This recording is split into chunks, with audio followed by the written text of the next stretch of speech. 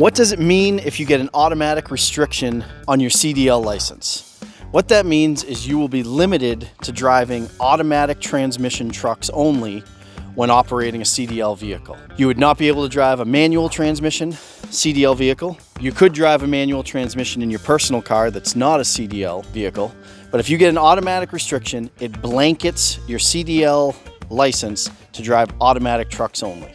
To some people, that's a deal breaker. To many people, they don't mind. Most trucking companies nowadays are buying automatics only.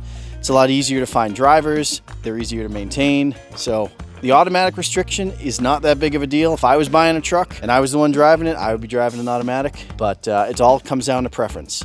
If you were to get the manual, then you can drive both manual transmissions and automatic. The manual transmission drivers are kind of a dying breed these days, but we offer both. So it's whatever you need for your CDL. One other thing, if you did get the automatic restriction on your license and down the road you found that you were gonna be in a manual transmission truck, we can bring you down and get that restriction lifted. What you'd have to do is we have to set up a test for you. You go down, demonstrate that you can properly do the maneuvers and do the driving with a manual transmission truck. Not that big of a deal if you do have to get your restriction lifted.